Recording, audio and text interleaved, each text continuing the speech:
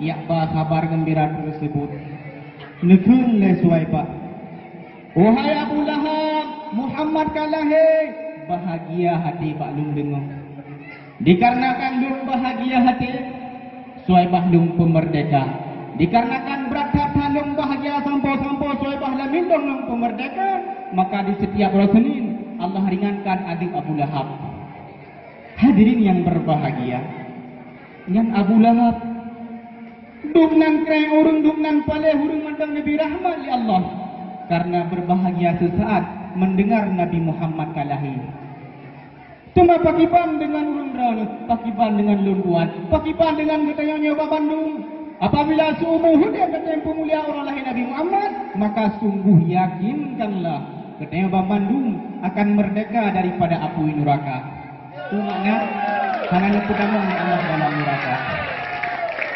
Hadirin yang berbahagia, dewan juri yang ulun tuan muliakan, alhamdulillah katanya Bandung kali tapu mulia orang lahir Nabi Muhammad, kali tapu agung orang lahir Nabi Muhammad.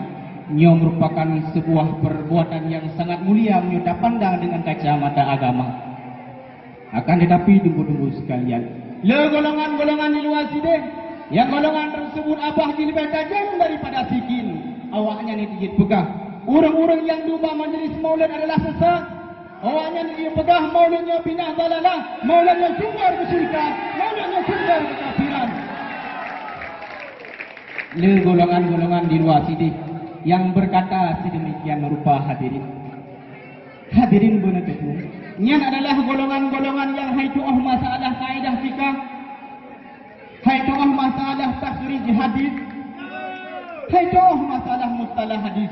Baru tidur luatun lima orang orang wala macam mau dipakai dengan biasa. Ini dia pegah maulid yang sesat, ini dia pegah maulid yang bid'ah dalalah. Na'udzubillah. Hadirin, menyatakan maulid bid'ah atau wahana dari luar memang bid'ah, perayaan maulid memang bid'ah, tapi dalam undang-undang fiqh bid'ah dibagi dua.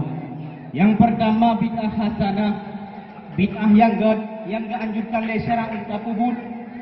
Sedangkan yang kedua bid'ah sayyi'at, bid'ah yang dianjurkan oleh syara' untuk kubur. Perayaan maulid Nabi merupakan bid'ah hasanah, bid'ah yang dianjurkan oleh syara' untuk kubur. Memang bid'ah perayaan maulid, tapi intisari, poin pokok daripada perayaan maulid nyakanlah sesuatu yang bid'ah. Tunggu-tunggu sekalian. Di dalam perayaan maulid dibacakan Al-Quran, pukul membaca Al-Quran yang sesuatu yang bid'ah.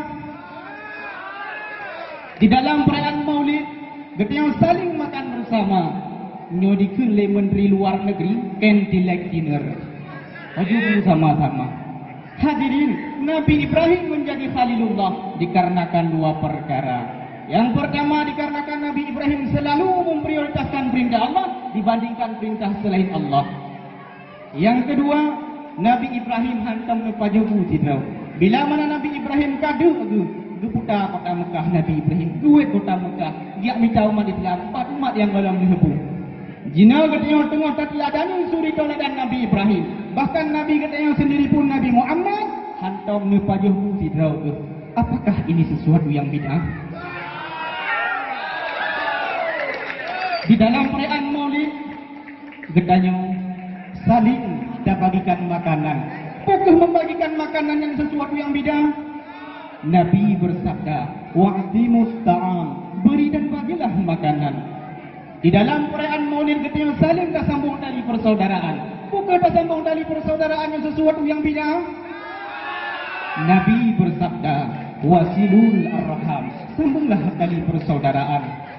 Di dalam perayaan maulid tak ingat sejarah Nabi, tak baca sejarah beliau, tak ingat nama-nama Nabi. Apakah ini sesuatu yang bid'ah?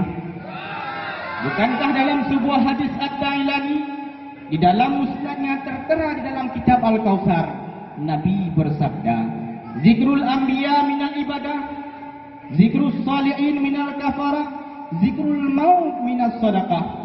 Mengingat para nabi dan rasul merupakan ibadah, mengingat orang-orang yang saleh merupakan kafarah tebusan daripada dosa-dosa gedanya. Mengingat kematian merupakan sedekah. Jina katanya, tengok tak baca sejarah Nabi, tak ingat masa perjuangan Nabi. Kepu pemandungnya supaya nak ajib tacok yang namanya iktibar tentang hidup dan kehidupan sang Nabi Muhammad. Karena apa kan? Karena Allah berfirman, Bismillahirrahmanirrahim.